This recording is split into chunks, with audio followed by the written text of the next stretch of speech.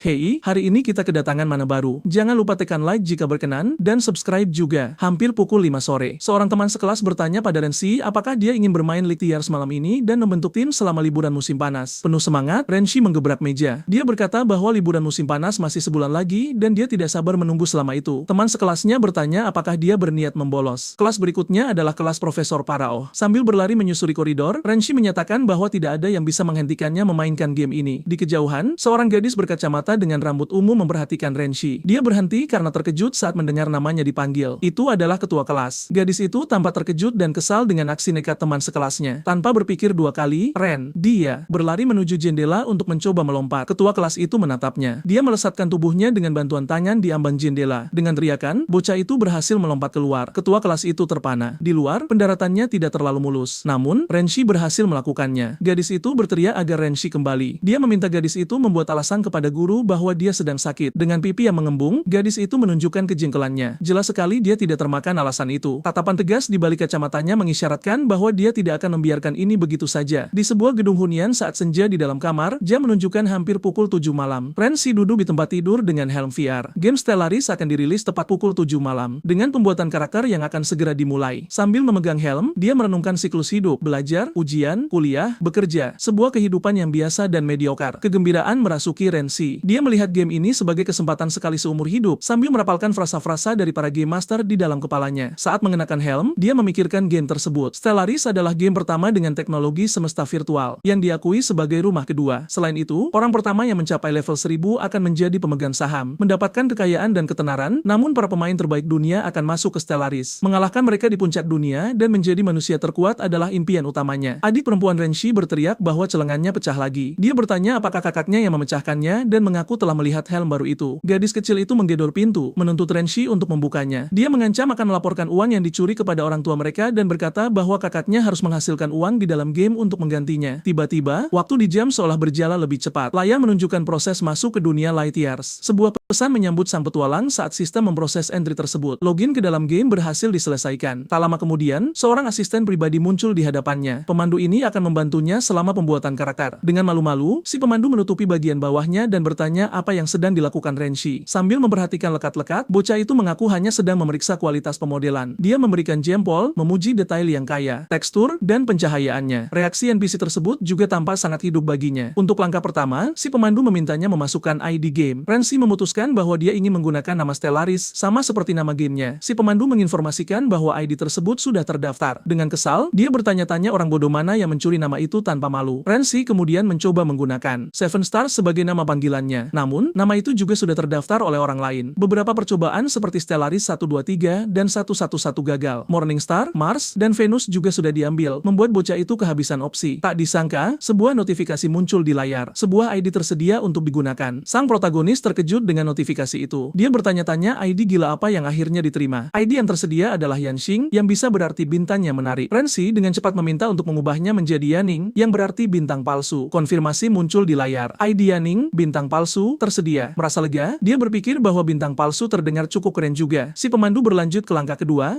pembuatan karakter dengan menawarkan dua opsi. Bocah itu bertanya apa perbedaan antara karakter standar dan karakter imersif. Si pemandu mulai menjelaskan bahwa karakter bawaan menawarkan ras terbatas dan poin atribut terbatas. Untuk imersi yang lebih besar, sistem menawarkan untuk membuat ras berdasarkan kualitas pemain, sementara opsi kedua akan memberikan lebih banyak peluang untuk cerita yang berbeda. Dengan semangat, sang protagonis memilih opsi 2, karena dia percaya bahwa keacakan selalu menciptakan keajaiban. Mengonfirmasi pilihan, sistem kemudian mulai menganalisis pemain secara mendalam. Beberapa jenis analisis dilakukan, seperti kepribadian, kebugaran fisik, bahkan hubungan sosial. Analisis selesai dengan cepat. Bocah itu menyombongkan diri, bertanya apakah sistem menyadari bahwa dia adalah jenius master tempur, berharap mendapatkan ras tingkat dewa. Namun, hasil analisis justru menyebutnya sebagai parasit sosial, malas, bodoh, dan tidak berguna, membuat pemuda itu terkejut dan bertanya bagaimana hal ini mungkin terjadi. Sistem kemudian menyambutnya ke Stellaris, mendoakan keberuntungan dan mengatakan bahwa mereka akan bertemu lagi di level 1000. Dengan kesal, bocah itu berteriak bahwa dia tidak bisa menerima ini, menyatakan bahwa game ini pasti bermasalah. Di tempat yang gelap, bocah itu memastikan bahwa reinkarnasi berhasil, tetapi bertanya-tanya apakah dia langsung dimangsa monster sesaat setelah lahir. Dia segera mencoba memeriksa atributnya dan membuka inventaris. Sistem menginformasikan bahwa dia belum lahir. Itulah sebabnya dia tidak bisa melihat atributnya, membuat pemuda itu menyadari bahwa dia berada di dalam telur. Tidak mampu melihat penampilan, ras, atau atributnya, bocah itu berpikir bahwa mode karakter imersif ini hebat karena sensasinya luar biasa biasa. Di luar, suara-suara menyambut para penguasa pada upacara kelahiran calon pemimpin suku naga hitam. Sang protagonis menyadari bahwa itu pasti pengenalan karakternya, menyadari sosok-sosok penting yang disebutkan. Terkejut dengan upacara kelahiran, bocah itu menyadari bahwa dia telah berinkarnasi sebagai calon penguasa suku naga hitam dalam sejarah resmi Stellaris. Naga dewasa adalah makhluk legendaris level 600, dan naga hitam adalah salah satu dari 3 cabang terkuat. Sang protagonis berpikir bahwa sistem berbaik hati padanya meskipun hasil evaluasinya buruk. Merasakan tubuhnya, bocah itu menyadari bahwa dia memiliki bentuk yang panjang dan sepertinya memiliki ekor. Mereka memerintahkan untuk bersiap menetas sementara mereka menanti kelahirannya. Pemuda itu menyatakan bahwa bersamanya suku akan bangkit menuju kebesaran dan dia akan memimpin para naga kembali ke puncak kejayaan mereka. Saat merabat cangkang, dia menemukannya lunak. Beranggapan bahwa cakarnya sangat tajam, mereka akan memotong besi seperti mentega dan memecahkan telur. Akan terasa mudah. Jadi, dia mencoba membukanya dengan suara sesuatu yang pecah. Sang protagonis akhirnya menyatakan bahwa dia telah lahir. Kita melihat hutan yang gelap dan lebat. Sudut pandang dari bawah. Pada siang hari, sinar matahari menembus dedaunan pohon tinggi di dekat kepompong putih yang menempel pada batang. Makhluk hijau terang muncul, terlihat jelas. Sekarang, makhluk hijau itu memiliki penampilan yang lucu dan tampak sedikit tersesat. Melihat ke bawah, makhluk hijau kecil itu melihat telur hitam besar yang dikelilingi oleh beberapa naga yang lebih kecil. Makhluk itu terkejut menyadari situasinya. Dia bertanya-tanya apakah itu hanya kepompong di samping protagonis. Dengan putus asa, serangga kecil itu mencoba membuka panel atributnya. Panel atribut muncul, mengungkapkan namanya sebagai Yanxing. Rasnya adalah ulat parasit dengan nilai ras hanya 10 poin. Layar membandingkannya dengan ras manusia umum yang memiliki nilai ras 50 poin dan level maksimal 500. Detail tentang nilai ras muncul, menjelaskan tingkat kekuatan ras. Yaning panik saat melihat bahwa dia hanya mendapatkan 10 poin per level. Menangis, si malang itu menyesali karena tidak berinkarnasi menjadi ras yang kuat, namun segera pulih. Bertekad untuk mengubah nasibnya. Melihat telur di bawah, serangga kecil itu menyatakan bahwa dia menyaksikan kelahiran pangeran naga hitam dan kedatangannya tidak sia-sia. Yaning kemudian memberkati sang pangeran masa depan, berharap dia menguasai benua dan mengucapkan selamat tinggal, lalu segera pergi. Serangga itu merenung bahwa mungkin dia terlalu bersemangat tentang game ini. Dia berpikir bahwa dia bisa menghapus karakter dan membuat yang baru. Pada saat itu, pesan sistem muncul di depannya. Pesan itu menginformasikan bahwa telur naga hitam telah ditemukan dan bisa dikumpulkan. Kemungkinan mendapatkan telur itu membuat Yanxing sangat terkejut. Sementara itu,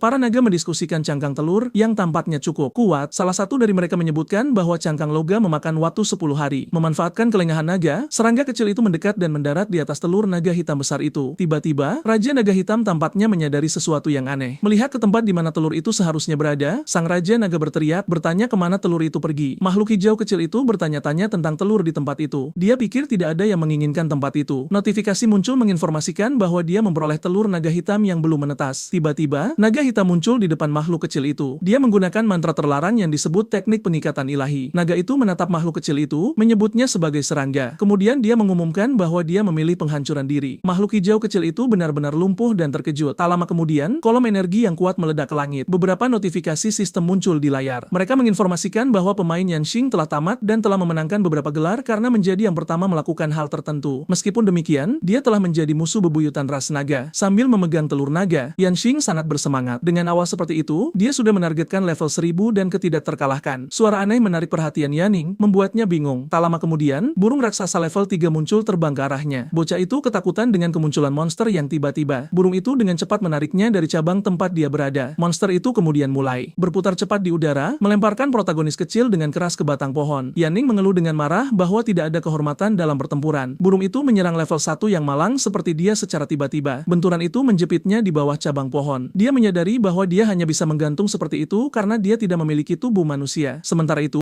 burung raksasa itu mengintip ke balik cabang untuk mencarinya. Menyadari bahwa burung itu telah menguncinya. Dia menerima ini sebagai undangan untuk berduel. Yanxing mengklaim dia tidak pernah menolaknya. Notifikasi muncul menunjukkan bahwa dia telah melengkapi pedang besi pemula. Deskripsinya mengatakan itu adalah barang rongsokan dan berasal dari murid pandai besi, Jiang Wei, menyerang burung biru besar. Sang protagonis memutuskan untuk menguji seperti apa pertempuran di Stellaris. Burung itu bereaksi terhadap pukulan dengan tampak tertegun. Sang protagonis menyadari bahwa itu tidak memiliki poin atribut. Itu hanya menyebabkan 2 kerusakan pada pertahanannya. Sambil mengayunkan pedangnya, makhluk hijau kecil itu memprovokasi burung yang marah itu, menantangnya untuk menggigitnya. Dengan cepat, burung biru itu menyerang dengan patukan, hanya mengenai batang pohon tempat protagonis bergelantungan. Berhasil memanjat batang, sang protagonis menyatakan bahwa memiliki keuntungan medan praktis menentukan hasil duel. Memanfaatkan posisi yang menguntungkan, makhluk hijau itu mulai memukul kaki burung itu berulang kali. Dia merasa pertarungan ini intens dan mengasyikkan. Setelah sekian banyak pukulan ke kaki, burung biru itu akhirnya jatuh kalah dengan bila hidupnya mencapai 0. Untuk kemenangan, sang protagonis protagonis naik ke level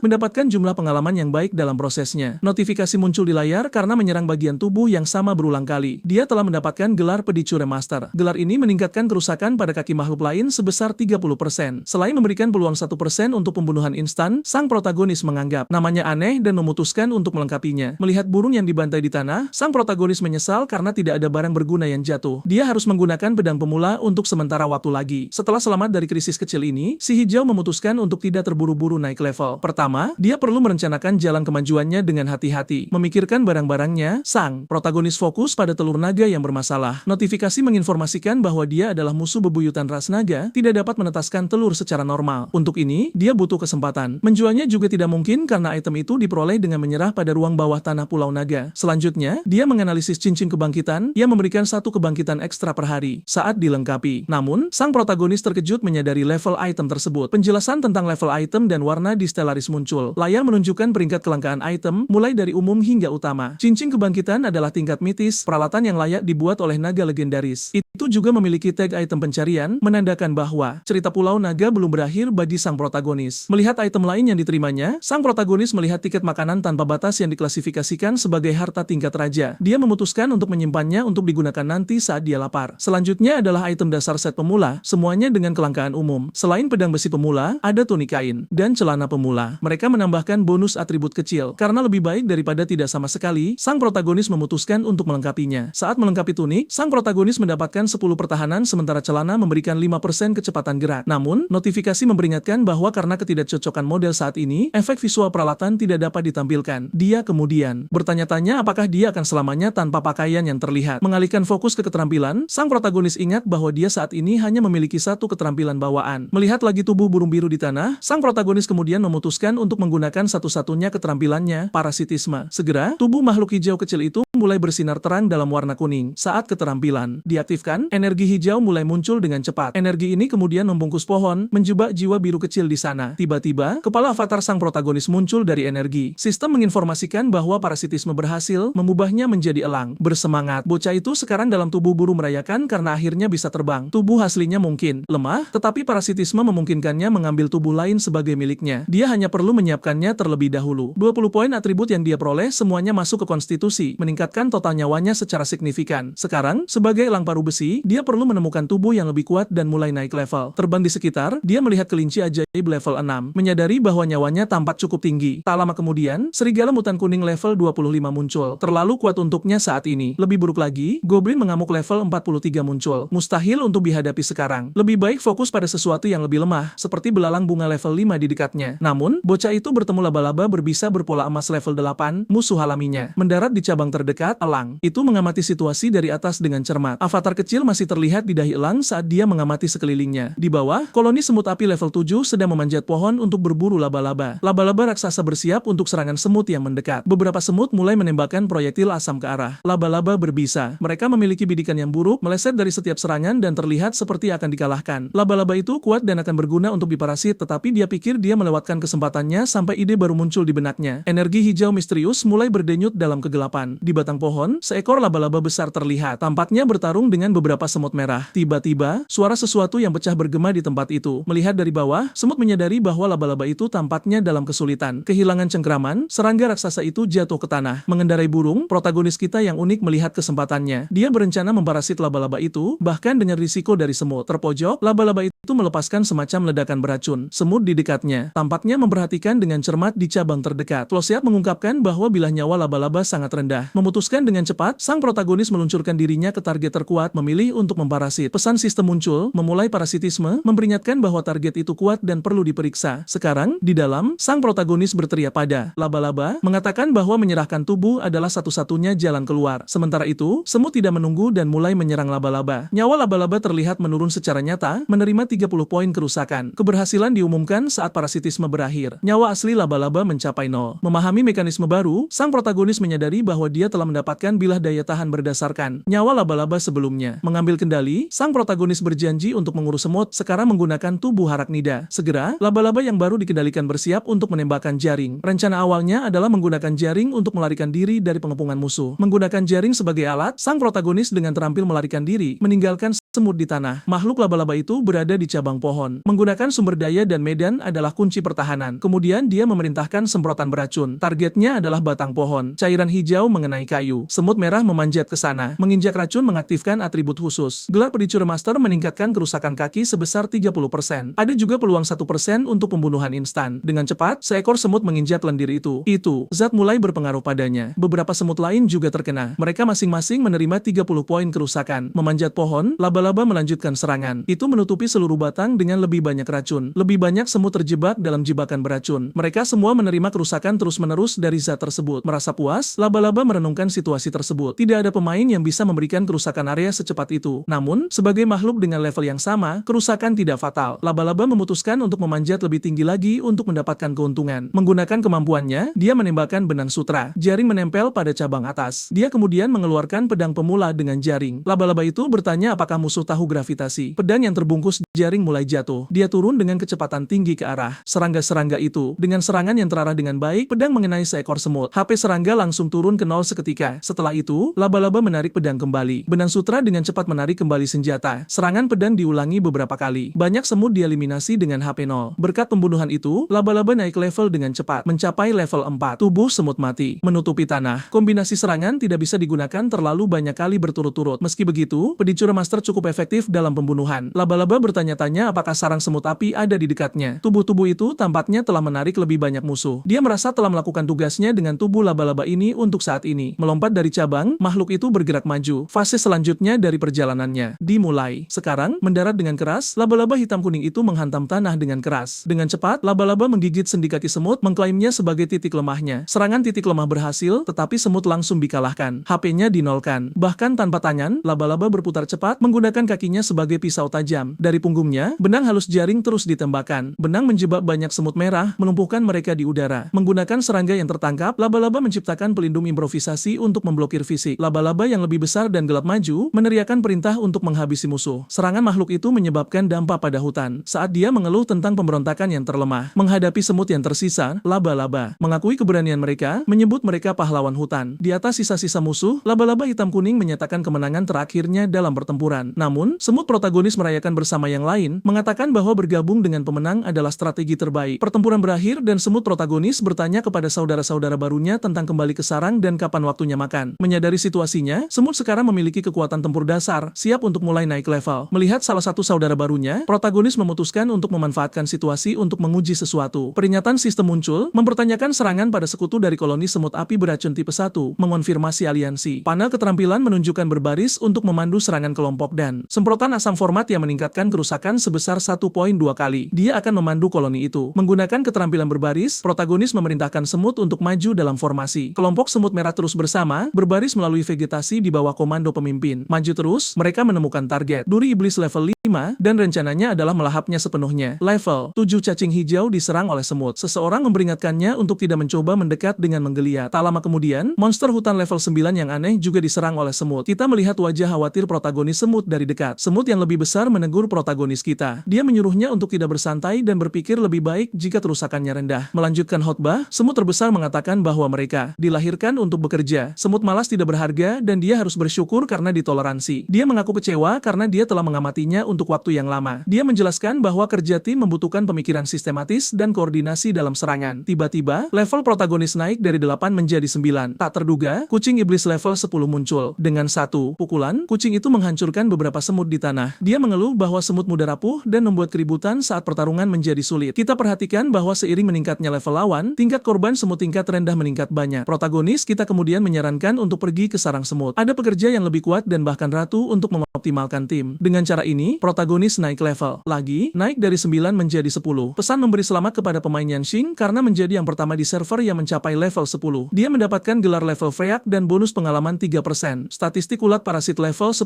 miliknya ditampilkan. Pesan lain menginformasikan bahwa dia telah memenuhi persyaratan untuk memajukan kelas di kota. Karena menjadi pemain pertama yang memenuhi kondisi level 10, dia menerima gulungan fusi profesi hadiah epic. Kita melihat gulungan fusi profesi tingkat epic. Dia bisa menunjuk 2 gulungan profesi untuk digabungkan, memiliki peluang bagus untuk menciptakan profesi tersembunyi yang sama sekali baru. Memegang item itu, sang protagonis merayakan, menyadari betapa murah hati hadiah untuk pemain pelopor sebenarnya. Dia kemudian memutuskan untuk membuka inventarisnya untuk mengatur ulang segalanya. Di dalam inventaris, hanya ada telur naga dan tiket makanan tanpa batas. Di bawah tercantum item yang baru diperoleh, termasuk bulungan, baju besi, dan sarung tangan. Dia menyadari bahwa dia hanya mendapatkan 2 peralatan umum, tetapi memutuskan untuk tetap menggunakannya. Saat mencoba melengkapi, pesan memperingatkan bahwa model tidak kompatibel dan perubahan visual gagal. Namun, kesehatan, mana, dan status pertahanan telah meningkat secara signifikan. Dia tidak peduli dengan penampilan. Yang penting adalah meningkatkan HP-nya. Si kecil hijau kita mencantumkan apa yang perlu dia lakukan, cara naik level, peralatan, dan keterampilan. Selain itu, dia perlu kembali ke kota, maju di kelas, dan mengaktifkan cerita utama. Tiba-tiba, si kecil dikejutkan oleh sesuatu. Kelinci level 6 muncul di depannya, dan dia bertanya apa yang dicari si kecil hijau. Lagi pula, dia belum pernah melihat protagonis seindah ini sebelumnya. Dengan kesal, si kecil hijau memukul kelinci itu, tetapi dia mengatakan bahwa dia tidak perlu marah hanya karena memiliki pendapat. Tanpa membuang waktu, sang protagonis menggunakan keterampilan parasitise. Notifikasi mengonfirmasi keberhasilan parasitisme, membuat kelinci besar itu setengah terengah-engah. Si kecil hijau kemudian menyadari sesuatu yang aneh. Rupanya, kelinci itu telah memasuki keadaan khusus. Percobaan terjadi setiap menit dengan peluang 10% untuk membebaskan diri. Dengan wajah merah, kelinci itu tampak bingung. Si kecil hijau juga tidak mengerti apa-apa. Tak lama kemudian, notifikasi memperingatkan bahwa dia telah kehilangan kendali atas tubuhnya, dan kelinci itu berlari seperti orang gila. Si kecil hijau mengeluh karena dia tidak selesai membaca informasi. Di luar kendali, kelinci itu menemukan kelinci betina yang dengan tenang mengambil beberapa wortel. Dalam sekejap mata, dia maju ke arahnya, tiba lebih cepat daripada saat dia mengaktifkan parasitisme. Protagonis menyadari bahwa kecepatan melakukan sesuatu telah meningkat secara signifikan. Tanpa peringatan, kelinci melompat ke atas kelinci untuk menunjukkan cintanya. Si kecil hijau terkejut dengan realisme game nomor 1 di dunia. Tapi ini buruk. Tidak ada yang boleh tahu tentang dia dan kelinci itu. Entah dari mana, ekspresi kelinci berubah menjadi keheranan murni. Jendela sistem menginformasikan bahwa dia telah memasuki keadaan ketakutan. Sesuatu aneh muncul di pantat kelinci. Dia berada di wilayah Raja Kelinci Alka dan telah melanggar aturan. Ini memprovokasi Allah, makhluk tingkat raja yang membutuhkan tim beranggotakan 5 orang atau lebih dengan level yang sama untuk mungkin mengalahkan bos yang bisa mencapai level 300. Kebencian tidak akan berakhir dalam waktu dekat. Akhirnya, tantangan nyata. Darah sang protagonis mendidih. Dia berteriak, pertempuran. Pindah sepenuhnya ke lokasi lain, kita melihat koridor mewah. Sebuah suara meminta para pemimpin semua negara untuk mengikuti ke sana. Pejabat berbicara tentang hadiah server yang telah ditarik. 1000 pemain pertama berasal dari negara A. Jonathan memiliki nilai dasar tertinggi sebagai dewa antar dimensi yang tak tertandingi. Negara C juga memiliki keturunan naga yang kuat. Negara Y percaya itu akan menjadi nomor 1. Federasi G memperoleh serigala kematian. Sayangnya, mereka tidak mendapatkan tubuh dewa cahaya atau inkarnasi serangga ilahi emas. Pemain top mereka hanya memiliki nilai ras 80, sementara mereka dari negara kita telah mencapai 90 poin. Pejabat ini iri pada presiden terpilih yang bisa menyelesaikan skor. Sebagai pemain reguler, dia sudah senang telah memperoleh garis keturunan manusia serigala generasi kedua. Nilai rasnya 56. Memikirkan pemain lain, dia menyadari bahwa dia adalah peribunga. Nilai rasnya 58. Ras dengan afinitas alami yang sangat tinggi tetapi kekuatan tempur yang rendah. Pemain lain dalam situasi yang lebih buruk dengan cibor boneka ajaib. Nilai rasnya 52. Ras yang tidak konvensional yang membutuhkan banyak investasi untuk perlahan ditingkatkan. Mendekati pintu, penjaga berpikir bahwa ada sosok masa depan yang paling cerdas di sana. Dia hampir tidak bisa membayangkan siapa yang bisa menandingi mereka. Pintu mulai terbuka, mengungkapkan apa yang ada di sisi lain. Tiba-tiba, lengan yang terpisah dari tubuh muncul di balik pintu. Tak lama kemudian, sesuatu yang lain jatuh ke tanah, menunjukkan bahwa pemilik lengan itu tidak lagi utuh. Terkejut, petugas mengenali orang itu. Itu adalah Tuan Jonathan dari negara A. Saat dia membuka pintu sepenuhnya, pemandangannya mengerikan. Pemain top yang menunggu semuanya dibantai. Segera kepanikan terjadi di antara para pemimpin. Teriakan serangan teroris bergema. Perintah untuk melindungi pemimpin nasional dan mengungsi diberikan. Mereka bertanya siapa yang melakukan ini pada Jonathan. Sosok muncul di tengah kekacauan. Dia mencemooh mereka yang hadir, menyebut mereka rintangan yang tidak berguna. Dia menyatakan bahwa dia tidak akan memberi mereka kesempatan. Di tengah-tengah mereka yang jatuh, dia memperkenalkan dirinya. Sebelum namanya diketahui, mereka bisa memanggilnya protagonis wanita. Dia menyatakan bahwa karakter lahir dari inspirasi dengan sebuah misi. Misinya sendiri adalah menyelesaikan perjalanan utama cerita ini. Kembali dari kelahiran kembali, dia tahu solusi untuk teka-teki terakhir. Berbalik untuk pergi, dia mengeluarkan tantangan. Dia bertanya apakah mereka ingin menyelesaikan dialog dengan Hirou dengan mencapai level 1000 terlebih dahulu. Dia kemudian mengungkapkan kondisi yang benar dan mengejutkan. Seseorang harus memiliki 30.000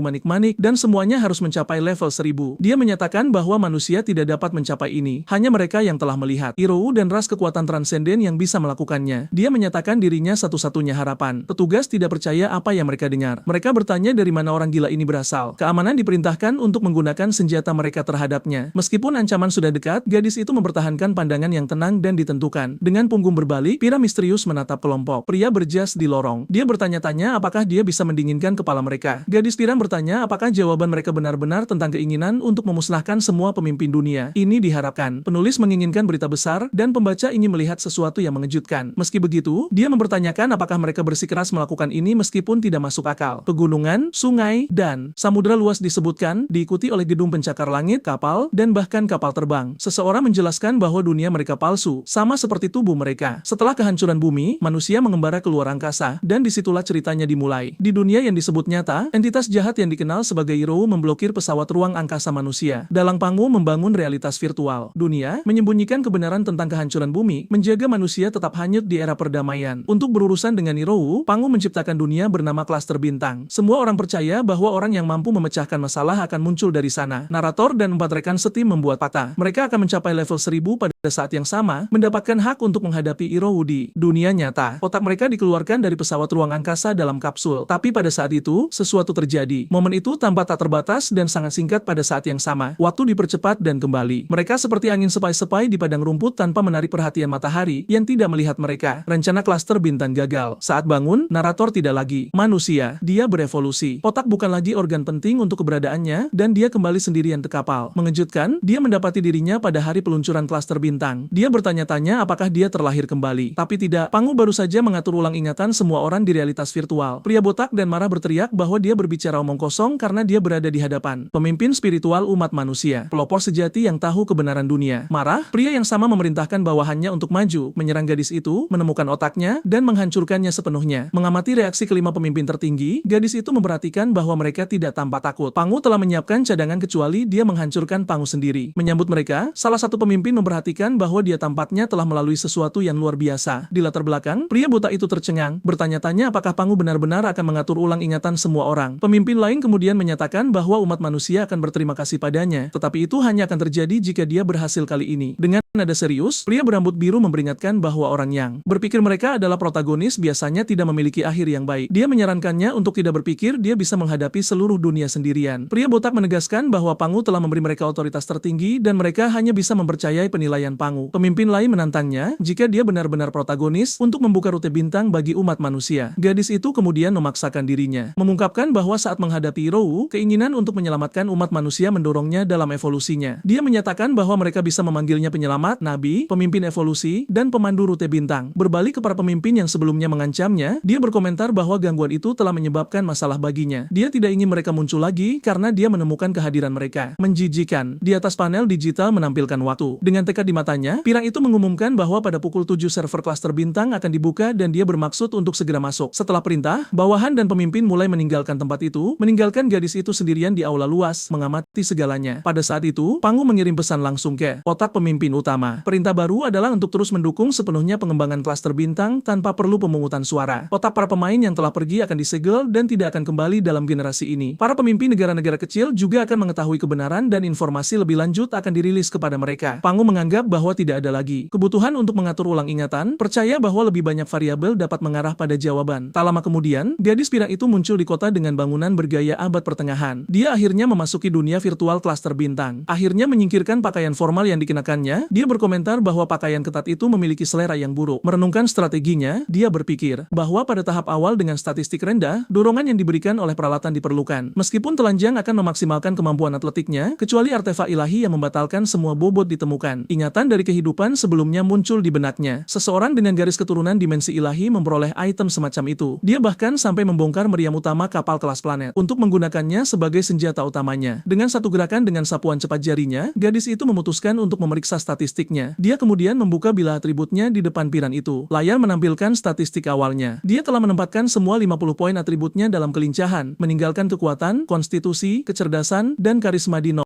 Nyawa dan mana dasarnya adalah 50 dengan serangan, dan pertahanan pada 1 di samping kecepatan gerak 500%. Saat mencoba mendaftarkan namanya, wanita muda itu memutuskan untuk menggunakan Jing, sama seperti di kehidupan sebelumnya, yang berarti bintang paling terang yang melintasi langit. Mengejutkannya, sistem menginformasikan bahwa ID ini sudah digunakan. Bingung, gadis itu melihat notifikasi dengan tanda tanya. Tak lama setelah, sistem menunjukkan bahwa ID Shuing tersedia untuk konfirmasi. Terkejut, pirang itu bertanya-tanya apakah seseorang memasukkan Juing dan kemudian membatalkannya. Dia mempertimbangkan kemungkinan bahwa keempat rekan setimnya juga telah kembali. Mungkin mereka mencoba mengiriminya sinyal melalui namanya. Memutuskan dia mengonfirmasi ID Yashing. Dia berpikir bahwa jika seseorang ingin menyebabkan masalah, mereka akan datang pula. Tujuan utamanya sekarang adalah memperoleh harta karun desa pemula. Dengan namanya dikonfirmasi, gadis itu berlari melalui jalan-jalan kota abad pertengahan. NPC di sekitarnya kagum, mengamati kecepatan pendatang baru yang mengesankan. Karena kelincahannya yang luar biasa, notifikasi muncul. Dia menerima gelar cepat seperti ilusi. Kecepatan geraknya meningkat sebesar 50% dan kecepatan serangannya sebesar 10%. Selain itu, dia memperoleh keterampilan serangan ilusi yang mereplikasi kerusakan yang disebabkan. Tiba di tujuannya, pirang itu menemukan seorang pria duduk di depan pandai besi janji. Pria dengan suasana santai berkomentar bahwa petualang tampaknya tiba sedikit lebih awal. Dalam pikirannya, gadis itu mengenali pria itu. Dia menyebut dirinya pandai besi terkuat di desa pemula, tipe yang bermulut kotor. Tapi dia adalah NPC penting karena melalui dia dimungkinkan untuk bertemu karakter penting lain dalam cerita yang tersembunyi. Mengabaikan pentingnya petualang, pandai besi itu mengeluh dengan kasar. Dia memintanya untuk menyingkir karena dia menghalangi putranya. Dengan pandangan percaya diri, dia merenungkan kemampuannya untuk melampaui manusia dan dapat mensimulasikan bahasa pemrograman, mengeluarkan perintah lemah untuk sedikit memodifikasi data. Namun, dia perlu menebusnya nanti agar tidak membuat marah Pangu. Melihat ke langit, gadis itu kemudian memutuskan untuk meminta bantuan. Dia meminta Pangu untuk mengiriminya uang, khususnya 100.000, berjanji bahwa dia akan membayarnya kembali nanti. Seketika, sebuah notifikasi muncul dalam penglihatannya. Jumlah 100.000 muncul di akunnya menunjukkan bahwa permintaannya telah dikabulkan. Dengan uang di tangan, pirang itu berbalik ke pandai besi dan mengajukan permintaannya. Dia ingin membeli senjata tanpa batasan level atau kelas dengan atribut terbaik dan paling mahal dari semua jenis. Terkejut, pria itu berkomentar bahwa jika dia begitu kaya, dia bisa mengambil harta karun toko. Tapi jika dia tidak bisa membayar, dia akan memanggil penjaga. Pandai besi kemudian menyajikan opsi belati tingkat raja yang katanya akan berguna hingga level 300. Dia menyarankan harga 10.000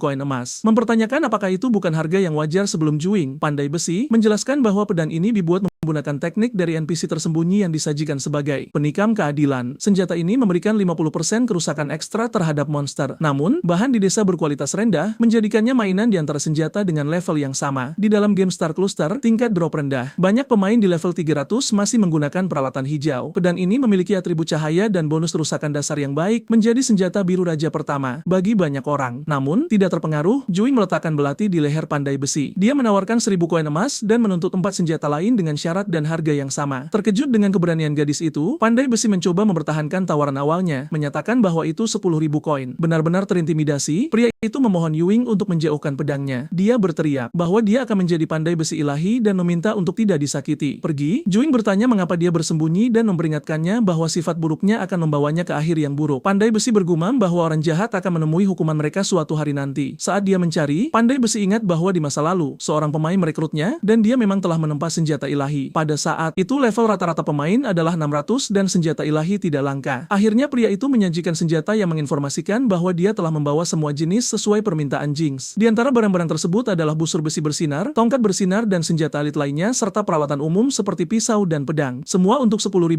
koin dengan negosiasi sederhana. Gu Xing menyerahkan tas koin. Notifikasi muncul merinci 13 peralatan yang diperoleh, termasuk penikam keadilan. Guing merenungkan bahwa di Star Cluster dimungkinkan untuk menciptakan gaya bertarung yang unik. Dia berencana untuk mengimpor semua keterampilan senjatanya dari kehidupan sebelumnya. Seketika, notifikasi mengonfirmasi penguasaan dan 30% kerusakan tambahan dengan berbagai senjata. Karena fleksibilitasnya, notifikasi baru muncul. Juing mendapatkan gelar master senjata yang memberikan 20% lebih banyak kerusakan pada senjata berikutnya saat beralih dalam pertempuran. Dengan gelar baru dan 5 senjata utama, Juing berencana untuk membersihkan monster level rendah dengan cepat. Tujuannya adalah mencapai level 10 dan menjadi yang pertama di server. Sementara pandai besi mendesaknya untuk pergi agar tidak mengganggu istirahatnya, Juing sudah memiliki rencana lain. Dia tidak akan menunggu level 20 karena dia tahu lokasi NPC rahasia dan akan langsung pergi kepadanya. Dengan senyum percaya diri, Jewi Xing mengumumkan bahwa dia akan pergi ke hutan belantara untuk berburu monster. Dia memegang belatinya, siap beraksi. Dengan cepat, ayam liar level 3 muncul, dan Guing dengan cepat mengganti senjata untuk berurusan dengan makhluk itu, yang menyemprotkan cairan merahnya. Menghadapi rusa level 5, dia menunjukkan keahliannya. Sekali lagi, pergantian senjata seketika kebusur. Tak lama kemudian, Slime level 2 muncul di jalurnya. Menggunakan tongkat, Ju Xing mengalahkan mengalahkannya dengan sihir. Melawan Pikman level 7, prajurit itu menggunakan belati ganda. Dia melompat ke monster untuk serangan pasti. Kemudian serigala iblis level 8 melintasi jalurnya. Dengan pedang besar, Juing memberikan pukulan kuat. Mencapai level 9, Juing ingat bahwa bab pertama memiliki 10 bos. Mengalahkan mereka untuk pertama kalinya memberikan peralatan tingkat lebih tinggi, dan dia menginginkan semuanya. Di depannya, harimau petir Tage yang mengesankan muncul. Bos level 10 mengaum, siap untuk pertempuran. Tanpa ragu, harimau petir melompat ke arah Juing. Binatang itu menanggung, cakarnya yang tajam. Guing tidak mundur. Dia juga maju ke arah bos besar itu, menyiapkan serangannya. Dengan pandangan fokus dan ditentukan, gadis itu menganalisis monster itu. Matanya bersinar dengan antisipasi pertempuran. Menggunakan penguasaannya, Juing berputar di udara, memanggil beberapa senjata. Dia melepaskan urutan pukulan ke harimau itu. Dampak kuat menghantam harimau petir. Bos merasakan kekuatan serangan terkoordinasi master senjata. Akhirnya, bila kesehatan bos mencapai 0, harimau petir dikalahkan, jatuh ke tanah. Menang, Juing menatap tubuh monster di tanah. Bos pertama area awal telah berhasil dikalahkan. Dengan kilatan di matanya, gadis pira itu menyatakan bahwa dia adalah bintangnya, mampu memusnahkan segalanya dengan serangan super cepat dan terbakar dengan intens. Setelah kemenangan, notifikasi muncul di layar. Juing mendapatkan gelar Tiger Slayer yang meningkatkan menghindarinya sebesar 20% terhadap makhluk yang lebih besar. Selain itu, dia menciptakan keterampilan heroik, serangan pengorbanan, yang meningkatkan serangannya sebesar 500% sebagai ganti kesehatan, mana, dan stamina. Akhirnya, dia menerima level elite, belati vampir. Tak lama kemudian, pesan sistem lain muncul. Levelnya telah meningkat menjadi 10 dan sekarang Juixing telah memenuhi persyaratan untuk perubahan kelas pertama dan dapat pergi ke kota untuk melakukannya. Dengan bijaksana, petualang memutuskan untuk tidak kembali ke kota untuk mengganti kelas. Dia berencana untuk langsung menantang bos level 20, Raja Kelinci yang menakutkan Allah, sudah berubah menjadi kelinci kecil untuk konfrontasi. Juixing melihat Raja Kelinci Allah maju dengan serangan kecepatan tinggi. Kelinci raksasa itu menerjangnya tanpa ragu. Terkejut, kelinci kecil, Juing, bereaksi terhadap serangan lawannya. Dia menyadari bahwa Raja Kelinci sangat cepat. Dalam sekejap, Allah menunjukkan keunggulannya. Kelinci yang lebih besar memukul Juing tepat, mengirimnya terbang dengan mudah, terbang di langit. Kelinci kecil merasakan dampak pukulan itu. Raja Kelinci memamerkan lompatan super kuatnya, mengirimnya terbang dengan kekuatan penuh. Raja Kelinci Allah menyelam ke arah tanah. Dia mendarat dengan dampak yang memecahkan bumi sementara Juing menonton dengan ketakutan. Dalam close-up yang menakutkan, Raja Kelinci mengungkapkan gigi tajamnya. Cahaya mengancam, memancar dari mereka, menunjukkan keganasannya. Menatap Juing kecil, Allah yang raksasa memaksakan kehadirannya. Kelinci yang lebih kecil tampak terintimidasi oleh kemarahan bos. Mencoba manuver menghindar, Juing melompat untuk melarikan diri. Namun, Raja Kelinci Allah mencegatnya di udara dengan pukulan yang terarah dengan baik. Bahkan dalam posisi dirugikan, kelinci kecil Juing tidak menyerah. Dia mengklaim bahwa dia juga kelinci dan tahu cara melompat, lalu melakukan lompatan rantai. Menganalisis situasi, Juing menyadari kesulitannya. Allah menjadi kelinci superior memiliki statistik yang lebih baik dan lompatan super kuatnya memiliki 3 kali jangkauan lompatan regulernya membuat kemenangan tidak mungkin. Meskipun dirugikan dengan jelas, kelinci kecil itu tidak menyerah. Dia memutuskan untuk melompat, menghadapi tantangan langsung, menggunakan pohon terdekat sebagai dukungan. Juing meluncurkan dirinya ke udara dengan semua kekuatannya. Memotong langit, kelinci kecil menunjukkan kelincahannya di udara. Dia tampak bertekad dalam gerakannya. Dengan cepat, petualang itu mengincar cabang pohon tertentu. Tubuhnya kabur saat terbang. Dengan presisi, Jing mendarat di cabang yang dipilih. Dampak bergema samar melalui hutan. Setelah dampak, notifikasi muncul di layar. Juing telah mempelajari keterampilan lompatan fleksibel yang memungkinkannya mengubah arah di udara. Segera, kelinci kecil menggunakan mobilitas barunya untuk melarikan diri. Raja Kelinci Allah menyerang tempat dia berada, menghancurkan cabang itu. Dengan senyum, Juixing mengejek bos itu. Dia menyatakan bahwa, dengan mobilitasnya yang meningkat, tidak akan mudah untuk menangkapnya. Dihadapkan dengan provokasi, kemarahan Raja Kelinci Allah meningkat. Matanya bersinar karena marah. Dalam keadaan marah, kelinci raksasa memberikan pukulan kuat. Juing, gesit, berhasil menghindarinya dengan kulit giginya. Terkesan, Juing menganalisis kemampuan Raja Kelinci. Dia memiliki serangan sihir, mobilitas besar, kekuatan serangan, dan kesehatan, menjadi monster yang serbaguna. Biasanya, seseorang akan membutuhkan level 30 dan kelas yang kuat untuk menghadapinya. Tanpa menyerah, Raja Kelinci Allah meluncurkan dirinya ke serangan ganas. Mulutnya terbuka lebar untuk menangkap kelinci kecil. Dalam close-up yang menakutkan, gigi tajam Raja Kelinci mendominasi pemandangan. Juing tampak akan tertangkap. Pada saat terakhir, parasit di kepalanya, melepaskan diri. Juing sepertinya memiliki rencana tersembunyi untuk meloloskan diri dari situasi pelik tersebut. Tak disangka, makhluk hijau kecil itu mendarat tepat di punggung Raja Kelinci Alka. Sebuah notifikasi muncul menunjukkan bahwa sang bos telah memulihkan 10 poin kesehatan, membuatnya merasa puas. Setelah bertransformasi menjadi parasit, Juixing memanfaatkan pengalihan tersebut untuk segera kabur. Dalam kebingungan, sang Raja Kelinci Allah bertanya-tanya, mengapa dia tidak melanjutkan pengejarannya. Dalam wujud parasitnya, Juing menyadari sesuatu yang krusial. Kebencian sang Raja Kelinci tampaknya hanya tertuju pada tubuh lamanya. Dengan seringai jahat, makhluk hijau kecil itu mulai merencanakan sesuatu yang licik. Dia bergumam bahwa karena situasinya sudah seperti ini, dia tidak akan menahan diri lagi. Juing kemudian merinci daftar kemampuan sang Raja Kelinci. Ia memiliki terjangan kecepatan tinggi dan lompatan super, selain kemampuan memanggil, duri dan serangan gigitan. Strategi untuk menumbangkannya sudah tersusun rapi di dalam benaknya. Hutan yang telah melahirkannya kini akan menjadi makam baginya. Di bawah langit biru yang cerah, gumpalan awan putih berarak dengan damai. Semilir angin sepai-sepai tampak berhembus lembut. Di dekat sebuah batang kayu yang tumbang, seekor kelinci coklat tampak sedang beristirahat terlentan. Ia seolah sedang menikmati hari yang cerah di dalam hutan. Tiba-tiba, kelinci coklat itu mulai melompat gesit menembus rerumputan. Kita bisa melihat Jing menempel sebagai parasit di kepalanya dengan hiasan sekuntum bunga. Melalui sorotan jarak dekat pada bulu kelinci tersebut, kita melihat matanya mulai terbuka. Ia tampak baru saja terbangun dari tidurnya, bertingkah dengan cara yang menggemaskan. Kelinci yang berada di bawah kendali itu memanggil sang raja. Ia menggerakkan tubuhnya dengan simbol hati yang melayang di sekitarnya. Raja Kelinci Alam menyaksikan pemandangan itu dengan sedikit bingung. Dia tampak terkejut dengan pendekatan yang tiba-tiba ini. Tanpa ragu, sang kelinci raksasa itu melompat ke arah kelinci yang lebih kecil. Jing masih berada di atas kepala umpan tersebut. Merasa puas dengan hasilnya, Jing ingin sang raja bersenang-senang sejenak. Dia kemudian berkomentar bahwa dia tidak akan ikut campur dalam apa yang terjadi selanjutnya dan segera melepaskan kendalinya. Sebuah tentakel hijau muncul dari balik pepohonan. Juing berteriak bahwa dia akan melakukan parasitisasi lagi. Dengan kilat, parasit itu menempelkan dirinya di kepala seekor belalang. Sembah raksasa, Juing kini telah memiliki tubuh yang baru. Sambil mengendalikan belalang sembah tersebut, Juing menyatakan bahwa kelemahan terbesar sang raja akhirnya terungkap. Dia mencoba mengaktifkan skill Pedicure Master, namun karena syarat tidak terpenuhi, aktivasi tersebut gagal. Kelinci yang dijadikan umpan tadi terluka parah. Bila kesehatannya menunjukkan hanya tersisa 30 poin. Dengan penuh amarah, Raja Kelinci Alam mengaum keras ke arah makhluk kecil tersebut. Dia tampak sudah siap untuk melahapnya demi mendapatkan kembali kekuatannya. Dalam kendali atas belalang sembah, Juing menyadari niat sang raja. Raja itu ingin menggunakan sang kelinci untuk menyembuhkan dirinya sendiri. Namun Juing tidak akan membiarkan hal itu terjadi. Dengan cepat, Juing melepaskan kendali atas serangga tersebut. Dia berseru, lepaskan parasit, dan kemudian melakukan parasitisasi lagi ke target baru. Tentakel hijau melesat keluar dan menancap tepat di kepala sang Raja Kelinci. Juing sekarang memegang kendali atas sang kelinci raksasa. Di bawah perintah Juing, sang Raja Kelinci melompat mengejar kelinci kecil yang tak berdaya itu. Pengejaran sengit pun dimulai menembus hutan belantara. Dengan menunggangi sang raja, Juing memburu kelinci tersebut. Si kecil itu berpikir bahwa pelarian adalah hal yang sia-sia dan tidak ada gunanya lagi untuk terus berlari. Juing kemudian mengarahkan Raja Kelinci menuju sebuah pohon raksasa. Seorang manusia pohon level 10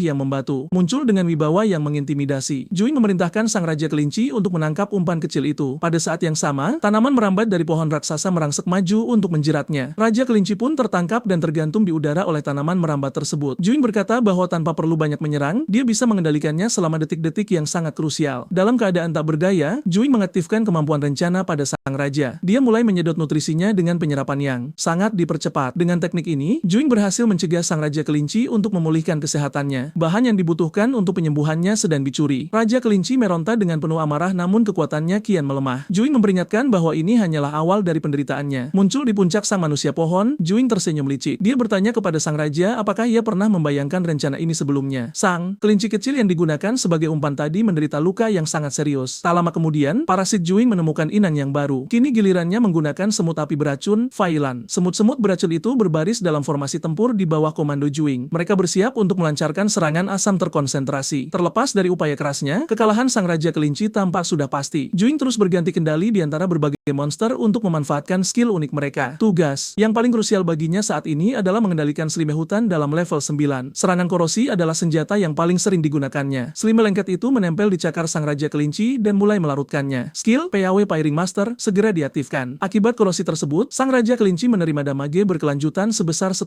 poin. Bila kesehatannya merosot dengan sangat cepat, tiba-tiba Dewi Fortuna tersenyum pada Juing. Skill PAW Firing Master mengaktifkan efek pembunuhan instan dan HP sang Raja Kelinci pun langsung merosot ke titik 0. Sebuah notifikasi muncul di layar. Juing telah berhasil mengalahkan Raja Kelinci Alka, seorang boss lord. Sebagai imbalannya, dia memperoleh Hermitage Ring, cincin pertapa. Selain item tersebut, Juing mempelajari skill Post Parasity Syndrome, sebuah kemampuan untuk memberikan satu perintah terakhir kepada sang inang. Pesan sistem lain muncul untuk sang pemenang. Juing telah mencapai level 10 dan diharuskan pergi ke kota untuk berganti kelas. Di dalam sistem, muncul Hermitage Ring, sebuah peralatan tingkat heroik. Dengan penuh semangat, dia segera mengenakan cincin itu di jarinya. Meskipun tidak sekuat cincin kebangkitan, atribut yang dimilikinya benar-benar luar biasa. Di latar belakang, terlihat kelinci raksasa yang telah tumbang sementara si hijau merayakannya. Dengan tatapan yang licik, dia berpikir bahwa dengan cincin ini, dia akan mampu melakukan banyak hal hebat. Di sebuah hutan yang jauh, sebuah suara menggema bahwa kenangan dari masa lalu dapat ditinjau kembali. Tiba-tiba, seorang gadis berambut pirang muncul, menebas semak belukar dengan sabit tajamnya. Dia berpikir berpikir bahwa membebaskan diri dari keterbatasan manusia adalah sebuah perasaan yang sangat indah. Gadis misterius itu kemudian berhenti di sebuah lapangan terbuka di tengah hutan untuk mengamati sekelilingnya. Akhirnya, dia berkata bahwa dia telah menemukan sarang dari sang Raja Kelinci, Sakar. Dengan penuh kewaspadaan, dia mengintip dari balik pohon dan memperhatikan dengan seksama. Gadis itu kemudian melihat kelinci raksasa tersebut sedang tidur dengan tenang di dekat liangnya. Dia berpikir karena targetnya adalah bos level 20, ada kemungkinan item Hermitage Ring akan jatuh. Maka, gadis itu memutuskan untuk mengganti senjatanya, dan dengan sebuah kilatan, beberapa pedang muncul. Dia memilih sebuah belati pendek dan bersiap untuk melakukan serangan diam-diam. Jarak waspada sang kelinci adalah 5 meter, dan jika ia melarikan diri, sihirnya akan langsung terpicu. Dengan penuh tekad, dia mengucapkan selamat tinggal dan melesat cepat menuju targetnya yang sedang terlelap. Dengan satu gerakan kilat, terjangannya membelah angin saat mendekat. Sang pejuang kemudian melompat dengan kekuatan besar hingga meretakkan tanah akibat dampak serangannya. Dalam rangkaian gerakan yang gesit, dia melontarkan tubuhnya ke atas, siap untuk memberikan hantaman terakhir. Namun dia terkejut, bertanya-tanya bagaimana mungkin ada pohon iblis di wilayah kekuasaan sang Raja Kelinci. Saat mendarat di tanah yang retak, dia tetap waspada terhadap setiap pergerakan yang mencurigakan. Tiba-tiba, duri-duri bumi muncul dari bawah tanah, melontarkan sang pejuang ke udara. Dia baru menyadari bahwa sang Raja Kelinci telah menggunakan duri bumi dan mekanismenya telah berubah. Dengan mata terbelalak, gadis itu merasa terguncang oleh perubahan tak terduga dari sang bos. Tanpa disangka, kelinci raksasa itu melakukan lompatan super kuat ke arahnya. Sang petualang yang sedang berada di udara nyaris tidak bisa menghindari serangan dahsyat kelinci tersebut. Masih dalam posisi melayang, dia bertanya-tanya apakah kelinci itu menggunakan serangan berkecepatan tinggi. Monster itu kemudian melompat lagi, menyiapkan serangan penghancur dari atas. Dengan penuh amarah, kelinci besar itu turun dengan kekuatan penuh, siap untuk menghabisi sang penyusup di wilayah kekuasaannya. Gadis itu terhempas keras ke tanah akibat kekuatan ledakan tersebut. Dampaknya menimbulkan awan debu dan serpihan kayu yang berterbangan ke segala arah. Dia terguling di tanah, tidak mampu menghentikan momentumnya karena intensitas hantaman yang diterima. Dalam kondisi jatuh dan linglung, sang petualang nyaris tidak bisa bergerak saat kelinci itu mendekat. Kelinci raksasa itu kemudian membayang-bayangi gadis yang telah kalah tersebut dengan tatapan penuh kemenangan. Dengan seringai jahat, sang kelinci berkata bahwa ini adalah tubuh manusia segar yang bisa ia permainkan. Tiba-tiba, si hijau muncul dan berkomentar bahwa dia tidak menyangka akan menangkap seorang pemain secepat ini. Muncul penjelasan singkat mengenai post-parasiti syndrome dan kemampuan Raja Kelinci Alkar. Makhluk hijau itu kemudian berteriak parasit dan melompat ke arah gadis yang sedang tergeletak di tanah. Seketika, tentakel hijau membungkus tubuh si pirang, melumpuhkannya secara total. Mata gadis itu terpejam sejenak saat merasakan kehadiran baru yang merasukinya. Tiba-tiba, matanya terbuka lebar, dan di dalamnya, kita bisa melihat pantulan makhluk hijau kecil tersebut. Sekarang dalam kondisi kerasukan, dia berdiri dengan penuh kemenangan dan berteriak bahwa dia akhirnya menjadi manusia kembali. Dengan parasit di atas kepalanya, gadis itu meregangkan tubuh, menguji wadah barunya. Dia kemudian melakukan beberapa gerakan lincah untuk membiasakan diri dengan mobilitas yang baru saja didapatnya. Selanjutnya, sebuah layar holografik muncul dan dia mulai menganalisis atribut sang inang. Makhluk itu berpikir bahwa akan lebih baik jika semuanya lebih seimbang. Namun selama itu adalah tubuh manusia, itu sudah cukup baginya. Dia mempertimbangkan bahwa untuk menggunakan parasit secara maksimal, dia perlu mengendalikan banyak tubuh dan terus beradaptasi. Dengan binar di matanya, sang parasit mendapatkan ide untuk kelas yang sangat cocok baginya. Dia memutuskan untuk menjadi seorang necromancer. Namun untuk mencapai itu, dia membutuhkan kelas dasar terlebih dahulu. Dengan penuh semangat, dia berlari menuju desa pemula sambil berteriak bahwa dia akan segera sampai. Tiba-tiba, seekor serigala ganas muncul dengan serangan mematikan, siap untuk mencabik-cabiknya. Dengan terampil, gadis yang kini memegang sabit itu menghadapi serigala yang melompat ke arahnya. Sambil tersenyum, dia berpikir bahwa damage dan kecepatan yang tinggi akan menutupi HP-nya yang rendah. Di hadapan 3 ekor serigala, dia menantang apakah mereka akan maju satu persatu atau sekaligus. Sementara itu, di bagian lain hutan, seseorang merayakan keberuntungan karena mendapatkan gulungan dan telur hewan peliharaan. Sebuah kelompok bersukacita setelah mengalahkan ular raksasa dan mendiskusikan tentang kelas Beast Tamer. Seorang mage menawarkan gulungan tersebut kepada pemimpin kelompok, menyarankan agar dia menjadi seorang Beast Tamer. Seorang healer memuji sang pemimpin, mengatakan bahwa kemampuannya telah menyelamatkan semua orang dari keharusan kembali ke kota. Namun sang warrior menolak, menyatakan bahwa dia lebih suka jalannya sendiri dan mereka perlu menjaga keunggulan untuk menjara pemain lain. Si Pira mengamati trio tersebut saat mereka berencana meningkatkan perlengkapan dan tetap berada di dekat pintu masuk desa. Sang healer kemudian mendekati jasad yang jatuh untuk memeriksa item yang dijatuhkan. Sambil bersembunyi, gadis dengan parasit itu berpikir bahwa tim pertama yang ditemuinya adalah grup PK yang terkenal. Mereka menggunakan keunggulan awal untuk menyerang pendatang baru yang masih lemah dan berjumlah banyak di dekat desa. Tiba-tiba, parasit hijau terbang dengan sangat cepat ke arah penyembuh muda yang sedang lengah tersebut. Gadis itu memegang objek berbentuk bulat itu dan bertanya-tanya benda apa yang ada di genggamannya. Parasit di telapak tangan gadis itu kemudian mulai menampakkan wajah dengan seringai yang jahat. Di kejauhan, mage dari kelompok itu merayakan keberhasilannya mendapatkan gulungan tamer. Saat sang mage berdiri, healer di belakangnya tampak melakukan sesuatu yang mencurigakan. Gadis itu kemudian mendorong jasad pemain yang jatuh dan tongkat penyembuhnya pun terjatuh ke tanah. Di atas tanah, terlihat tumpukan berbagai item seperti koin dan beragam perlengkapan. Wanita muda yang kini kerasukan itu berkata bahwa ada banyak item bagus di sana. Sementara sang mage bertanya apa yang sedang ia lakukan. Gadis itu kemudian mulai menanggalkan jubah putihnya, membuat sang mage terkejut melihat perilakunya. Saat dia terus melepas pakaian, rekan setimnya itu tidak mengerti apa yang sedang terjadi. Gadis itu kemudian menyentuh bahu sang mage, mendekatinya dengan niat yang tersembunyi. Sang mage berkata bahwa dia menghargai kebaikannya, namun meminta agar tidak terburu-buru. Tiba-tiba, parasit hijau melompat cepat ke arah wajah mage yang tidak curiga itu. Makhluk kecil tersebut menempel di wajahnya dan langsung mengambil alih kendali dalam sekejap. Di mata makhluk itu, terpantul sosok pemimpin kelompok yang memegang belati berlumuran darah. Sang warrior tersenyum, memamerkan daging dan kulit ular beludak yang ia dapatkan sebagai hadiah. Di dalam hutan, terlihat jejak merah menetes dari pepohonan dan juga di lantai hutan. Si kasar itu berkata bahwa rencana mereka berhasil, dan dengan senjata serta baju zirah yang telah ditempa, segalanya kini stabil. Dia berpikir bahwa ini adalah gulungan epik dan sebelum mencapai level 500, tidak akan ada hambatan baginya. Di layar muncul gulungan kelas Death Knight, sebuah kelas hibrida yang mengandalkan serangan fisik sekaligus magis. Pria itu merenung bahwa dengan kelas langka ini, mungkin dia bisa bergabung dengan kuil kegelapan. Dengan satu lambaian tangan, dia tampak menepis kekhawatiran atau pikiran sebelumnya. Dengan tangan yang kotor, dia menyuruh rekan-rekannya untuk pergi dan segera kembali ke kota. Di area tersebut, tubuh mantan rekan-rekannya tergeletak berserakan dan telah ditelanjangi di lantai hutan. Sang warrior menatap pemandangan itu dengan penuh keterkejutan, seolah tidak memahami apa yang baru saja terjadi. Dia kemudian tersenyum dan bertanya apakah mereka menginginkan pertarungan yang liar karena sejak awal dia sudah mencurigai mereka. Merasa bingung dengan kesunyian yang ada, dia bertanya-tanya mengapa tidak ada pergerakan lagi dari pasangan tersebut. Pria itu kemudian bertanya apakah yang lain masih pemula dan apakah membutuhkan bantuan. Dia mendekat dan berkata bahwa sebagai seorang pria, yang lain harusnya lebih proaktif dalam situasi seperti ini. Tiba-tiba, pemuda tanpa baju itu menyerangnya dengan ledakan energi emas yang tajam. Sang warrior terhempas ke belakang oleh kekuatan serangan tak terduga dari rekannya sendiri. Sambil terbaring di tanah, dia bertanya mengapa dia diserang padahal hanya ingin membantu, dan bertanya-tanya apakah yang lain telah memberontak. Sang Hyaler kemudian meluncurkan bola energi berwarna ungu ke arah pemimpin yang telah jatuh itu. Selimut ungu tersebut mengenai wajah sang pria, membuatnya buta dan bingung akibat serangan itu. Dengan penuh amarah, dia berteriak agar mereka segera menghilangkan efek negatif yang dilemparkan padanya. Saat sang warrior sedang lumpuh, kedua rekannya yang kerasukan bersiap meluncurkan serangan. Tak lama kemudian, kedua rekan yang kerasukan itu tumbang ke tanah dan sang warrior dibiarkan berdiri sendirian. Dengan wajah yang masih tertutup lendir selimut, dia bertanya dengan bingung tentang apa yang terjadi pada sekutunya. Sambil bersandar pada pohon, gadis piran dengan parasit itu menyebutkan tentang post-parasitis syndrome. Dengan gerakan kilat, wanita muda itu menerjang dengan sabitnya dalam serangan cepat terhadap warrior yang tidak curiga. Dengan senyum kemenangan, dia berkata bahwa kedua tubuh tadi telah memenuhi tujuan mereka, dan sekarang adalah gilirannya. Sang petualang kemudian melompat dari puncak pohon, dengan sabit di tangan yang diarahkan langsung pada pemimpin kelompok. Dengan serangan menukik yang kuat, dia mengayunkan senjatanya ke arah pria tersebut. Sang warrior berhasil menghindar tipis dari tebasan sabit yang membelah udara. Meskipun masih setengah buta, dia terkejut oleh kelincahan dan kekuatan lawan barunya ini. Gadis yang kerasukan itu bersiap di udara untuk serangan susulan terhadap warrior yang sedang terpana. Dengan gerakan yang cepat dan presisi, dia kembali melayangkan tebasan sabit ke arah targetnya. Si pirang menggunakan sabitnya sebagai tumpuan di tanah setelah serangannya nyaris meleset. Dengan parasit di atas kepalanya, dia berkomentar bahwa lawannya cukup gesit dan memiliki refleks yang bagus. Sang warrior kemudian menggertak bahwa gadis itu tidak tahu dengan siapa dia berurusan karena telah berani menyerangnya. Dengan sebuah isyarat siulan, dia tampak memanggil bala bantuan untuk menghadapi ancaman baru ini. Beberapa pemain lain pun bermunculan sehingga posisi gadis itu menjadi terdesak. Kaki tangan lainnya yang memegang belati kembar bersiap melakukan serangan diam-diam, siap untuk menyergap. Sang asasin merangsek maju dengan belati yang berkilauan, siap untuk serangan yang cepat dan akurat. Awan debu membubung tinggi akibat kecepatan pergerakan tersebut. Di medan perang, seorang naik dengan perisai raksasa memposisikan dirinya untuk menahan setiap serangan yang datang. Dia melaporkan bahwa Mage dan Hyaler telah bangkit kembali dan sedang dalam perjalanan setelah sempat kehilangan kendali atas tubuh mereka. Sang Knight percaya bahwa gadis itu mengendalikan makhluk heroik level 400 dan berniat mencurinya untuk dijual. Pemimpin kelompok kemudian menyarankan agar sang Mage mengubahnya menjadi Beastamer dan menangkapnya sebagai peliharaan. Seseorang bertanya apakah objek di kepalanya adalah makhluk yang sangat mereka idam-idamkan. Sang petualang dengan parasit berpikir bahwa jika mereka sudah siap, mereka tidak akan terkena kekuatannya. Dia mempertimbangkan jika dia bisa memparasit bos level tinggi, dia tidak akan lagi dianggap sebagai pemula. Dengan senyum licik, dia berpikir bisa menaikkan peringkatnya dengan mengalahkan para pemain dan membuat level mereka turun. Saat dia sedang melamun, sang Knight melompat maju dengan tombaknya, siap untuk serangan kejutan. Gadis itu bereaksi dengan cepat dan menghindari terjangan Knight yang maju dengan perisainya. Pemimpin kelompok muncul di belakangnya dengan pedang terangkat, siap memberikan hantaman keras. Dia melancarkan tebasan berbentuk bulan sabit, namun wanita muda itu dengan terampil menghindari serangan tersebut. Seorang asasin muncul dalam diam di belakangnya dan mencoba serangan berbisa dengan belati. Bilahnya sempat menyerempet wajah sang petualang, namun ia berhasil menghindari bahaya. Musuh lainnya mencoba menebas dengan sabit, namun si pirang berhasil menanti serangan tersebut. Dia menancapkan sabitnya sendiri ke tanah sebagai tumpuan untuk melontarkan tubuhnya ke atas. Dengan tendangan yang sangat kuat, gadis itu melucuti senjata lawannya hingga pedangnya terjatuh di udara. Dalam gerakan akrobatik yang memukau, dia melompati musuh-musuhnya, menunjukkan menunjukkan kelincahan dan keterampilannya. Salah satu musuh memuntahkan cairan gelap setelah terkena hantaman petarung terampil tersebut. Sang petualang berpikir bahwa dia mengerti alasan mereka membentuk party untuk membantai para pemula. Dia menegaskan bahwa dia bukan spesialis biasa dan tubuh ini menyimpan kemampuan yang luar biasa. Sabitnya kemudian berpendar saat dia bersiap menggunakan penguasaannya atas berbagai senjata. Dengan tatapan tajam, dia mengamati item-item yang tertinggal di tanah dari para pemain yang kalah. Musuh yang tersisa merasa bingung dengan jeda tiba-tiba gadis itu di tengah pertempuran. Dia mulai memunguti item dari tanah, bergumam bahwa koleksi senjata di ranselnya masih sedikit. Sang mage dan healer pun tiba. Sambil berlari, mengatakan bahwa mereka menggunakan gulungan teleportasi. Gadis itu segera menyimpan item-item tersebut ke dalam tasnya seiring dengan mendekatnya bala bantuan. Setelah selesai mengumpulkan, dia memanggul karung besar di punggungnya, siap untuk melarikan diri dari sana. Gadis pirang dengan senyum licik itu bertanya-tanya apakah kelima orang tersebut menganggapnya sebagai bos dalam game. Dia memerintahkan mereka untuk tetap di tempat. Dia dengan cepat berterima kasih atas keramahannya dan menyuruh mereka tidak perlu repot menyortir item karena dia akan membawanya pergi. Salah satu pengejar berteriak agar sang assassin mengejar gadis itu karena kelincahannya terlalu tinggi dan hanya sang assassin yang sanggup mengejarnya. Meski telah berlari jauh, sang assassin menyadari dia tidak akan bisa menyusul dan berpikir harus meminum ramuan kelincahan. Seketika, dia merogoh sebuah botol berisi cairan biru aneh untuk digunakan pada dirinya sendiri. Tanpa ragu, pria itu mengoleskan ramuan tersebut ke lehernya demi mendapatkan dorongan kecepatan instan. Sekarang dengan kecepatan yang jauh lebih tinggi, sang assassin berhasil memperpendek jarak dengan si pirang. Sambil terengah-engah, sang pengejar mengeluh bahwa jika saja dia tidak mati dan kembali ke level 9, dia pasti sudah punya kelas yang tepat untuk menangkapnya dengan mudah. Saat sedang berlari, gadis itu menoleh ke belakang dan pria itu bertanya-tanya mengapa gadis itu memberinya buku Beasthammer seharga 10.000. Gadis itu kemudian berujar bahwa berpindah ke kelas dasar tanpa statistik tinggi hanyalah mimpi, dan jika pria itu membereskan sang warrior, gulungan itu akan menjadi miliknya. Sang warrior berteriak bahwa harganya terlalu mahal namun mereka adalah rekan. Lalu ia mengancam rekan setimnya jika berani berkhianat. Tiba-tiba, gadis pira itu tersandung di udara saat sebuah suara bertanya, "Apa yang terjadi?" Dengan dentuman keras, gadis itu jatuh terjerembab ke tanah, membuat barang-barangnya berserakan di sepanjang jalan dan mengejutkan semua orang. Dari sudut pandang atas, kita melihat wanita muda itu jatuh tak berdaya. Ketiga petualang itu segera mendekatinya dengan rasa penasaran. Sang assassin yang terkejut mengira dia benar-benar jatuh dan merasa telah berhasil menangkapnya sekarang. Namun tak lama kemudian, sang mage berambut biru memperingatkan agar waspada karena monster yang dipanggil bisa saja menyerang dari titik buta. Seketika, seekor kelinci raksasa dengan mata yang bersinar muncul tepat di belakang sang mage yang terlihat ketakutan. Tanpa sempat bereaksi, summoner berambut biru itu tertangkap basah oleh kelinci raksasa tersebut dan berteriak dalam keputusasaan. Kelinci raksasa itu kemudian menyerang sang healer, dan si pira menjelaskan bahwa dia sengaja menyembunyikan tubuh Raja Kelinci agar tidak dijarah, dan kini monster itu telah kembali. Dengan sigap, sang knight dengan baju zirah beratnya mengangkat perisai untuk menahan hantaman kelinci raksasa. Kelinci tersebut kemudian menggunakan skill bernama Carrot Spike yang melesat tajam dari bawah tanah. Dengan jeritan kesakitan, sang knight terkena telak oleh wortel raksasa tersebut dan terlempar sangat jauh. Wajahnya meringis menahan sakit saat dia dikalahkan sepenuhnya oleh serangan kejutan tersebut. Tubuh sang warrior menghantam tanah dengan sangat keras, sementara sang assassin hanya bisa terpaku menyaksikan pemandangan brutal itu. Dengan perasaan ngeri, pria itu bertanya-tanya seberapa besar damage serangan tersebut, mengingat sang warrior saja tumbang dalam satu hantaman, dan ia menyadari itu adalah bos level 20. Menyadari adanya bahaya besar, sang petualang mulai melarikan diri dengan panik, berteriak bahwa dia tidak boleh kehilangan level lagi. Namun, kelinci raksasa itu melompat ke arahnya, siap menerjang assassin yang tak berdaya itu. Serangan kelinci itu nyaris meleset, dan sebuah suara misterius berbisik bahwa dia tidak akan tumbang semudah itu. Sang warrior membicarakan tentang barang rampasan yang mereka peroleh dari ekspedisi di dalam hutan. Dia menyebutkan bahwa mereka mendapatkan 3.000 koin emas dan 2 gulungan pergantian kelas, selain dari telur monster serta 50 perlengkapan tingkat putih dan 6 tingkat hijau. Tak lama kemudian, dia tersenyum melihat sebuah topeng yang didapat dari monster kuat. Topeng ini meningkatkan kecepatan sebesar 10% dan menurunkan tingkat deteksi. Makhluk kecil itu berkata bahwa sudah saatnya baginya untuk berganti kelas dan melampaui level 10. Tiba-tiba, gadis pirang itu muncul mengenakan topeng tersebut dan merayakan kepulangannya. Dia merasa senang bisa kembali ke tubuh yang cantik dan berguna untuk petualangannya. Sementara itu, sang warrior tergeletak pingsan dengan luka di sekujur tubuhnya akibat pertarungan hebat. Si pirang kemudian menggunakan gulungan teleportasi untuk kembali ke kota. Namun seperti yang telah diperkirakan, dia tidak bisa teleportasi sendirian dan akhirnya membawa warrior yang pingsan itu bersamanya menuju kota utama. Setibanya di kota, gadis itu segera menuju gedung guild untuk mendaftar. Si pirang merasa sangat terguncang saat menyadari bahwa dia langsung terbunuh begitu sampai di kota. Sekarang dia berpikir bahwa kematian yang begitu cepat bukanlah sebuah kebetulan semata. Dia berasumsi bahwa seseorang seseorang sedang mengawasinya dan bertanya-tanya apa alasannya. Si pirang yang berada di bawah kendali itu bertanya-tanya apakah ada orang yang telah berganti kelas dan menyembunyikan identitas aslinya. Dia segera teringat bahwa mereka pernah bersama dan kini dia menjadi incaran buruan. Dia merasa ketakutan dan bertanya-tanya apakah keunggulannya masih ada. Kita melihat sekelompok orang sedang mengawasinya sesaat setelah dia tiba di kota. Anggota kelompok itu sangat terkejut melihatnya berhasil keluar dari kota pemula. Seorang pria besar di kelompok tersebut tersenyum saat melihatnya. Tiba di kota dengan penuh percaya diri. Seseorang berujar bahwa kelompok itu sangat terkenal karena sering memburu pemain baru. Seseorang lainnya berkata bahwa si pirang telah ditandai dan kini dia benar-benar berada dalam masalah besar. Mereka juga bercerita bahwa mereka pernah dirampok oleh kelompok tersebut hingga kehilangan banyak item. Seorang pria menghentakkan kakinya ke tanah dengan penuh amarah atas perbuatan mereka. Kamera kemudian menyorot si pirang yang berjalan tenang ke arah kelompok tersebut. Pria besar itu berteriak menyuruhnya berhenti dan tetap di tempat. Seorang wizard membicarakan tentang hewan-hewan milik si pirang dan bertanya-tanya bagaimana cara dia mendapatkannya. Dia berasumsi bahwa karena monster-monster itu lemah, gadis itu pasti menggunakan sebuah artefak. Sang wizard kemudian berkata jika mereka bisa menangkap gadis itu, mereka akan menjadi kaya raya. Si pirang kemudian mendongak dengan tatapan superior dan menantang mereka. Dia menyuruh mereka untuk mengirimkan yang terkuat untuk melawannya tanpa rasa takut. Sebuah aura muncul di tangan si pirang saat dia bersiap untuk menghadapi semua orang. Setelah mengganti senjata sebanyak 12 kali, daya serangnya meningkat pesat hingga 240%. Gadis itu pun mulai berlari ke arah mereka untuk menyerang tanpa ampun. Dia berkata bahwa tidak ada yang suka menonton pertempuran yang berat sebelah seperti yang akan terjadi ini. Kita melihat si pirang menuju sebuah gunung yang gelap dan suram. Dia bercerita bahwa di sana terdapat dumion rahasia milik seorang pandai besi dari kota awal. Si pirang mengatakan bahwa dumion itu bernama Contaminated Light dan tingkat bahayanya sangat tinggi. Dia menyebutkan ada berbagai monster kegelapan yang sulit dikalahkan di dalamnya. Namun, dia berkata bahwa senjata dari sang pandai besi memang dirancang khusus untuk membasmi monster-monster ini. Maka,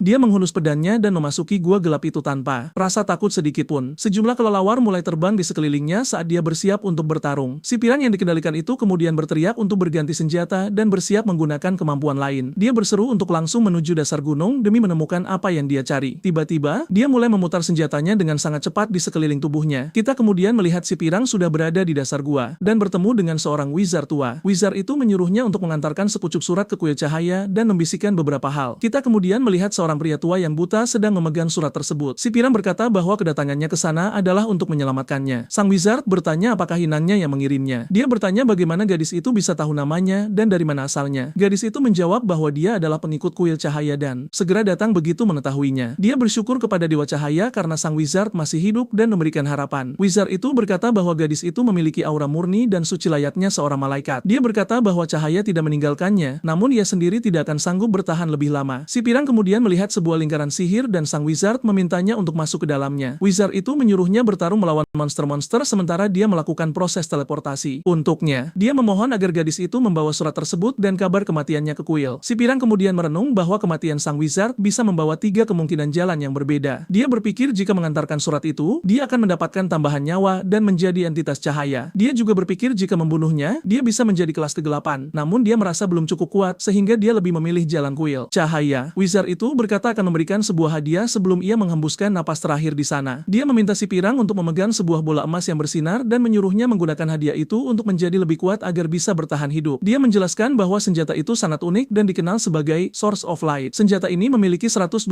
poin serangan dan 30% kecepatan. Selain bisa menghisap senjata lain dan memiliki wujud khusus untuk setiap jenisnya, gadis itu kemudian mengambil bola tersebut dan menggunakannya untuk memperkuat pedangnya. Gadis itu menyaksikan pedangnya bertransformasi menjadi sebuah senjata surgawi. Kita kemudian melihat si pirang memegang pedang baru itu dengan ekspresi yang sangat serius. Pedang tersebut mampu berubah menjadi senjata apapun yang ada di dalam game. Tak lama kemudian, dia kembali ke dunia nyata dan tetap berada di dalam lingkaran sihir. Kini, dia memiliki kemampuan untuk menjadi kelas apapun yang dia inginkan. Cahaya benderang mulai memancar dan menteleportasi gadis itu pergi. Setibanya di kota, gadis itu langsung menuju ke toko kelas. Si pirang membuka pintu toko dengan senyuman lebar di wajahnya, tampak sangat bersemangat. Seorang pria memperingatkan bahwa dunia ini sangat berbahaya dan bertanya kelas mana yang ingin ia pilih. Pria itu menegaskan bahwa tanpa kelas yang kuat, dia tidak akan bisa bertahan hidup. Si pirang dengan tegas berkata bahwa dia menginginkan seluruh gulungan kelas yang ada di dalam toko tersebut untuk dirinya sendiri. Sang penjual memperingatkan bahwa gulungan-gulungan itu sangat mahal dan memintanya untuk memilih dengan bijak. Pria itu menyebutkan bahwa setiap gulungan berharga 100 koin emas, membuat gadis itu sempat terkejut. Namun ia mengabaikannya dan berterima kasih atas sarannya sambil menegaskan akan mengambil semuanya. Pria itu kemudian menunjukkan semua gulungan dasar kepada sang gadis. Dia menjelaskan ada 10 kelas dasar dan dia harus mencari kelas lainnya sendiri. Sebuah pesan sistem muncul menampilkan daftar kelas yang telah ia dapatkan. Salah satu kelas yang didapat adalah adalah assassin, dan hal itu membuatnya sangat senang. Gadis itu kemudian merenung bahwa meskipun ia berada di dalam tubuh parasit, ia tetap bisa berevolusi. Dia berpikir bahwa memiliki banyak kelas akan sangat membantunya meloloskan diri dari berbagai situasi sulit. Makhluk kecil itu menyarankannya untuk menjadi wizard terlebih dahulu sebelum mencari buku necromancer. Dia menyuruhnya untuk menggabungkan kelas-kelas tersebut demi menjadi kelas spesial yang sangat kuat. Sang penjual merasa terkejut dengan pilihannya dan menanyakan sesuatu kepada gadis itu. Dia bertanya bagaimana gadis itu bisa mengetahui tentang kelas-kelas langka sambil menunjukkan ekspresi yang aneh. Pria itu berkata karena gadis itu tahu banyak hal, dia akan memberinya sebuah guluman spesial. Gadis itu pun merasa sangat senang dan mengangkat tangannya untuk menerima misi tersebut. Sebuah pesan muncul yang menginstruksikannya untuk memburu seorang buronan khusus. Pria dari toko itu menunjukkan mata yang berbinar saat menceritakan detail misinya. Dia mengatakan bahwa di balik gunung terdapat seorang pria bernama Adele. Pria itu menjanjikan jika sang gadis berhasil membunuh penyihir tersebut, dia akan mendapatkan segala hal yang pernah diimpikannya. Gadis itu langsung menerima misi tersebut tanpa berpikir dua kali dan segera meninggalkan toko. Kita diperlihatkan sebuah peta yang menunjukkan rute perjalanan si pirang menuju sebuah tempat. Gadis itu berlari kencang menuju tujuannya. Di tempat lain, seseorang berkomentar betapa beruntungnya dia menemukan item-item langka. Seseorang lainnya menimpali bahwa para pemain bahkan belum memiliki perlengkapan tingkat hijau. Anggota kelompok lain mengeluh bahwa gadis itu telah merusak rencana mereka. Mereka bersumpah bahwa karena mereka lebih kuat, mereka akan memburunya tanpa ampun. Dari kejauhan, si pirang melihat kelompok tersebut dan menyapa mereka dengan lambaian tangannya. Orang-orang itu langsung merasa ketakutan saat melihatnya mendekat. Tanpa membuang waktu, gadis itu menghunus sabitnya dan menyerang musuh-musuh tersebut tanpa belas kasihan. Si pirang melancarkan serangan spesial yang menghempaskan lawan-lawannya ke tanah. Terlihat bahwa si pirang berhasil mendapatkan sebuah cincin setelah mengalahkan para pemain tersebut. Dia mengambil cincin itu, memeriksa atributnya, dan merasa sangat puas. Cincin ini mampu meningkatkan kecerdasan dan mereset atribut-atribut lainnya milik pengguna. Makhluk kecil itu menyarankannya untuk segera memakai cincin tersebut karena sangat sempurna baginya. Si pirang kemudian mengalokasikan seluruh poinnya ke dalam kecerdasan dan vitalitas. Dia menaruh masing-masing 100 poin demi mendapatkan kekuatan dan daya tahan yang lebih besar. Si pirang kemudian memilih kemampuan parasit untuk memperkuat skillnya. Sebuah pesan muncul menyatakan bahwa dia telah setuju untuk mengevolusi kemampuannya. Dia kini diwajibkan untuk menginangi makhluk yang memiliki HP 3 kali lipat lebih besar darinya. Jika berhasil, dia bisa berbagi segala hal dengan inang tersebut. Dia bisa mencuri segala milik inangnya untuk menjadi lebih kuat, atau bahkan menginfeksi dan mengendalikan tubuh inangnya secara permanen. Dia bertanya-tanya pilihan mana yang paling menguntungkan baginya. Si pirang akhirnya sampai di depan sebuah gua dan bergumam bahwa inilah tempat yang dicari. Dia sempat bertanya-tanya mengapa tempat itu sangat gelap dan apakah hari sudah terlalu larut. Terlihat gadis itu melangkah masuk ke dalam lubang gelap tersebut tanpa rasa takut sedikit pun. Si pirang memasuki gua dan menemukan sang wizard sedang duduk di tanah. Wizard itu bertanya mengapa dia kembali lagi padahal ia sudah memberikan segalanya. Gadis itu mulai bertanya-tanya mengapa wizard itu bersikap sangat aneh kepadanya. Wizard itu berkata ia sudah memberikan senjata dan semua miliknya agar sang gadis bisa pergi. Dia berkata ajalnya sudah dekat dan memintanya untuk segera pergi. Tiba-tiba, wizard itu mulai tertawa dengan cara yang jahat dan mengerikan. Gadis itu bercerita bahwa seseorang menyuruhnya untuk membunuhnya demi mendapatkan sebuah kelas. Dia bertanya-tanya siapa sebenarnya yang memberi perintah itu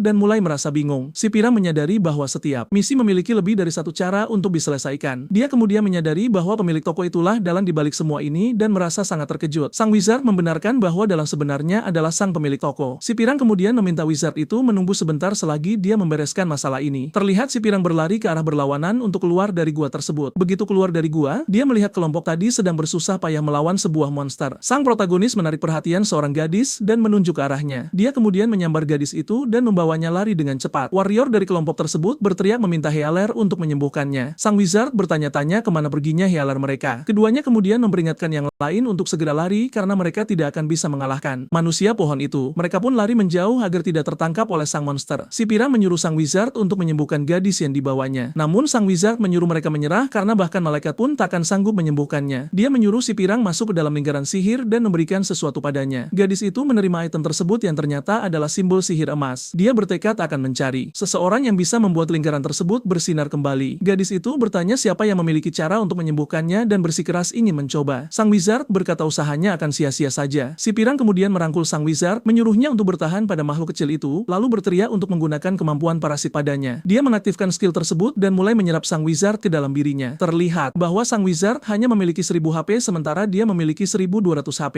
Sebuah notifikasi muncul menunjukkan bahwa si pirang berhasil menginanginya. Wizard itu mulai tersenyum saat si Piran jatuh terjungkal. Pesan sistem muncul menyatakan bahwa misi telah selesai. Dia mendapatkan gulungan necromancer setelah menginangi wizard tersebut. Sang wizard kemudian membuka layar status untuk memeriksa atributnya. Dia sangat terkejut melihat bahwa dirinya kini telah menjadi NPC legendaris level 500. Wizard itu berkomentar bahwa gadis itu telah menggunakan kemampuan yang sangat jahat padanya. Dia berkata karena dia akan mati, dia akan menggunakan tubuh gadis itu. Tiba-tiba, banyak monster ke-8 muncul yang membuat sang gadis ketakutan. Namun wizard menyuruhnya menggunakan tongkat sihir untuk melawan. Wizard itu pun menggunakan sihir cahaya untuk mencoba bertahan dari serbuan monster. Terlihat si Pirang berteriak menahan rasa sakit yang luar biasa di sekujur tubuhnya. Wizard itu menggunakan tongkatnya untuk menghancurkan monster-monster tersebut dengan mudah. Dia berkata sudah terlalu lama terjebak di level 10 dan kini saatnya untuk naik level. Dia menggunakan guluman itu dan bertransformasi menjadi necromancer yang sangat kuat. Kita diperlihatkan proses transformasinya menjadi kelas ke-8. Sang wizard kini memiliki kemampuan untuk mengendalikan dan menciptakan undead. Selain memiliki area pemakaman pribadi dan kembali ke peringkat pertama, sebuah pesan muncul menanyakan skill mana yang ingin ia evolusikan. Wizard itu bertanya apakah sang gadis ingat soal keberadaan monster-monster tadi. Dia merasa senang karena kini ia bisa menguji kemampuan barunya. Wizard itu pun mengaktifkan skill dan memanggil sejumlah monster. Pria tua itu tertawa histeris saat energi kegelapan menyelimuti tubuhnya, membentuk bayangan-bayangan yang mengancam. Energi gelap itu kian pekat dan level kekuatannya meningkat drastis, melonjak dari 55 ke 78 dalam waktu singkat. Sesosok bayangan gelap berdiri di tengah pusaran kekuatan, dan sang pria berseru bahwa ia telah melawan kegelapan sepanjang hidupnya sehingga ia takkan membiarkan siapapun menggunakan tubuhnya sesuka hati. Ekspresi wajahnya menunjukkan kemarahan yang luar biasa. Sosok yang telah bertransformasi itu berukuran jauh lebih besar, menjulang tinggi di atas pria tua yang memegang tongkat. Pria yang telah diperkuat itu dikelilingi sihir gelap tampak jauh lebih mengancam. Pria berkumis itu terkejut dan meneriaki yang lain untuk berhenti, mengeluh bahwa dia bersikap picik. Dia tanpa putus asa meminta yang lain untuk mempertimbangkan kata-katanya. Pria yang bertransformasi itu meraung saat sihir kegelapan mengalir deras di tubuhnya, melipat gandakan kekuatannya. Dia tampak begitu intimidatif. Pria yang lebih kecil mempertanyakan mengapa dia menggunakan sihir gelap padahal dia adalah entitas cahaya. Dia tampak bingung dengan kemampuan lawannya meskipun mereka sedang bertarung. Pria yang bertransformasi itu menyatakan kesediaannya untuk jatuh ke dalam kegelapan dan meninggalkan imannya demi Dewi Cahaya, bahkan jika harus menderita di api neraka selamanya. Dengan penuh amarah, pria itu berteriak bahwa mereka berdua akan hancur bersama. Dia tampak mengerikan dengan mata iblis dan gigi yang tajam. Pria itu berkata bahwa lawannya tidak memiliki energi gelap namun punya kekuatan untuk menundukkannya. Dia yakin bahwa lawannya adalah sosok yang sangat penting bagi Dewa Kegelapan. Sosok yang bertransformasi itu memutuskan bahwa selama dia berhasil membunuh sang pria tua, Dewa Kegelapan akan menderita kerugian besar. Dia berniat membawa cahaya bersamanya. Pria tua itu memalingkan wajah, mengaku tidak paham dengan apa yang sedang terjadi. Sosok itu kemudian memutuskan untuk mengubah sang pria tua menjadi bagian dari ras kegelapan dengan mempertaruhkan nyawanya sebagai harga yang harus dibayar. Pria tua itu terperanjat dan tampak ketakutan saat menoleh ke arah sosok tersebut. Dia merasa gugup dengan apa yang akan menimpanya. Pria tua itu berteriak panik saat energi kegelapan mulai melahapnya. Dia tampak sangat ketakutan dan tidak tahu harus berbuat apa dengan kekuatan yang akan datang. Si makhluk hijau dikelilingi sihir gelap berteriak panik bahwa dia akan segera mati. Sosok tersebut tampak sangat panik dengan situasi yang ada. Makhluk itu terhenti sejenak dalam kebingungan, bertanya-tanya apa artinya diubah menjadi ras kegelapan dan apakah dia akan langsung dibunuh. Sebuah layar notifikasi muncul menyatakan bahwa makhluk tersebut telah diubah menjadi Black Hellorm dan nilai rasialnya meningkat sebanyak 10 poin. Pria itu merasa senang karena nilai rasialnya naik dan kecerdasannya berlipat ganda. Dia tampak sangat bahagia dan tersenyum dengan lebar. Layar status menunjukkan bahwa levelnya kini 10, nilai rasialnya 20, HP mencapai 2500, serta statistik lainnya. Pria yang bertransformasi itu tersenyum dan berujar bahwa sang pria tua terlalu cepat merasa senang karena sesuatu yang buruk akan segera terjadi. Sorotan jarak dekat memperlihatkan senyum sinisnya. Dia tanpa mengetahui sesuatu yang tidak diketahui oleh sang pria tua dan sangat menikmatinya. Energi gelap memancar keluar dari sebuah lubang di dalam gua. Cahaya dari energi tersebut hampir redup dan tampak lenyap di telan kegelapan. Sebuah pesan sistem muncul menyatakan bahwa mereka telah membunuh level 600 Hell Angel dan dianugerahi gelar God Slayer. Pria tua itu mempertanyakan gelar tersebut. Layar menampilkan keuntungan dari gelar God Slayer, termasuk kemampuan untuk mengabaikan kekuatan ilahi dan mengekstrak poin status secara acak dari ras dewa saat membunuh deitas level tinggi. Dinyatakan juga bahwa levelnya telah meningkat. Pria tua itu merasa sangat puas karena berhasil naik level dan bangga dengan kemajuannya yang sangat pesat. Dia tampak bersemangat dan penuh tenaga. Makhluk itu terlihat kesal dan bertanya-tanya mengapa pria tua itu bisa begitu bahagia. Wajahnya tampak curiga. Tiba-tiba, pria tua itu dikelilingi oleh api putih dan ia bertanya-tanya mengapa tubuhnya terbakar secara spontan. Dia menoleh ke sekeliling dengan cemas, merasa bingung Belum dengan rentetan peristiwa ini, sebuah tanda peringatan berkedip menunjukkan bahwa pertentangan antara cahaya dan kegelapan telah memicu Flames of Annihilation dan dia akan segera tewas karenanya. Pria tua itu meledak dalam kemarahan. Sadar bahwa dia telah dijebak, dia menuduh lawannya telah menipunya untuk melakukan transformasi ras. Makhluk hijau itu berteriak minta dilepaskan dari ikatan parasit saat ia melompat menjauh dari pria tua yang dilalap api putih. Makhluk itu tampak bertekad untuk membebaskan diri. Si hijau berkata bahwa api tersebut tidak mungkin bisa dipadamkan dan tampaknya ia harus mengakhiri hidupnya lagi. Makhluk itu tampak kalah namun tetap gigih. Layar sistem memperingatkan bahwa siapapun yang tewas oleh Flames of Annihilation tidak akan bisa dibangkitkan dan ia akan mati dalam 60 detik. Makhluk itu sangat murka, berteriak bahwa ia sudah menghabiskan terlalu banyak waktu untuk naik level dan tidak akan menerima takdir ini begitu saja. Makhluk itu menolak untuk menyerah. Ia berteriak tidak akan menerima kenyataan ini dan yakin pasti ada jalan keluar. Makhluk itu menatap tanda peringatan dengan penuh kecemasan, mencoba mencari solusi. Si hijau berpikir bahwa baik cincin kebangkitan maupun ramuan penyembuh tidak akan berguna, sementara dua pengatur waktu menunjukkan sisa waktu 58 dan 55 detik. Makhluk hijau itu mengambil sebuah gulungan yang dianggap sebagai satu-satunya harapan yang tersisa untuk selamat dari kobaran api. Layar sistem menunjukkan bahwa itu adalah Profession Fusion Scroll tingkat epik yang bisa menggabungkan dua gulungan profesi apapun untuk menciptakan profesi tersembunyi. Makhluk itu mengaktifkan gulungan tersebut, menggabungkan profesi Tamar tingkat elit dengan profesi Necromancer tingkat epik. Ia berteriak kencang saat melakukannya, berharap bisa menyelamatkan diri. Layar menampilkan probabilitas terciptanya berbagai profesi tersembunyi, mulai dari tingkat elit hingga mitik. Peluang untuk mendapatkan profesi terbaik sangatlah kecil. Hitung mundur menunjukkan sisa waktu tinggal 35